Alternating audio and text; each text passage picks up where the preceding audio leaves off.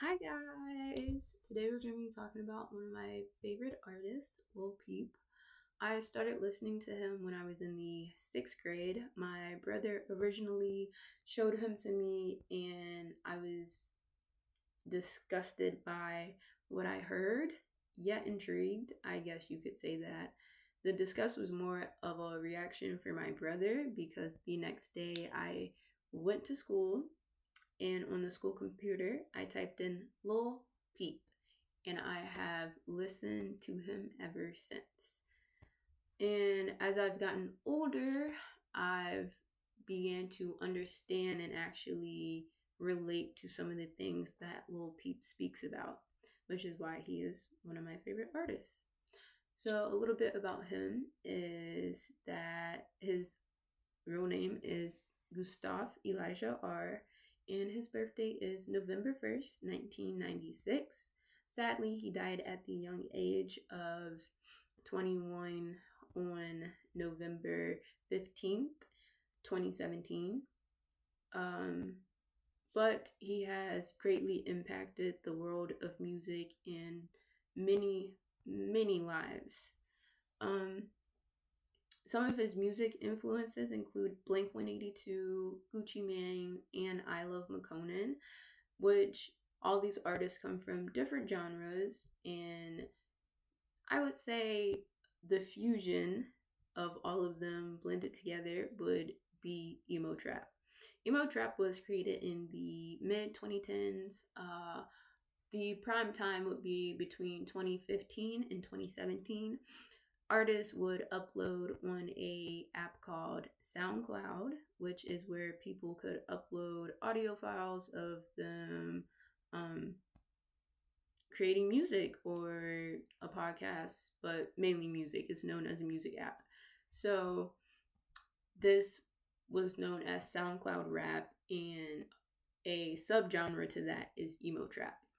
And emo trap is a fusion between emo lyrics, so topics about depression, heartbreak, love, drug abuse, mental illness, and much more, paired with trap beats. So a lot of bass, I guess, snare, drum.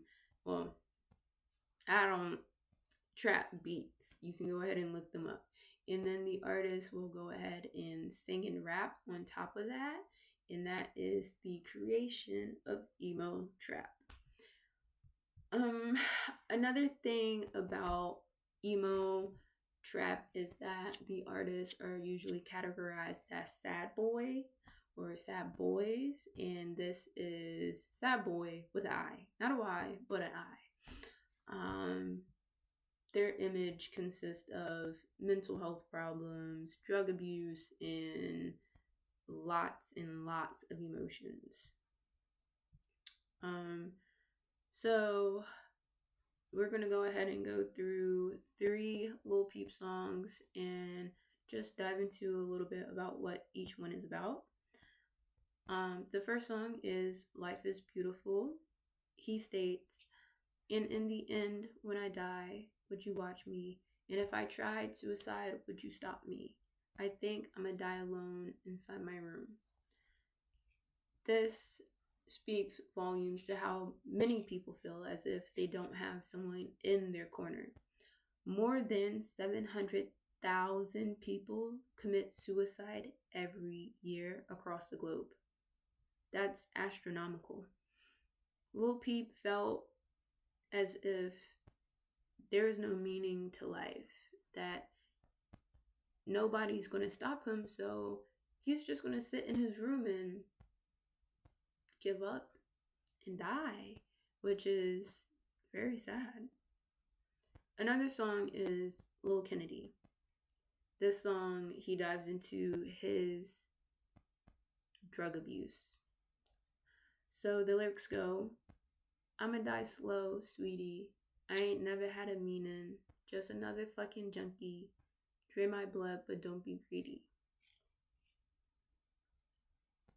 The topic of drug abuse is stated with him referring to himself as a junkie. The term junkie refers to someone that uses a astronomical amount of substances with no particular primary substance that they use.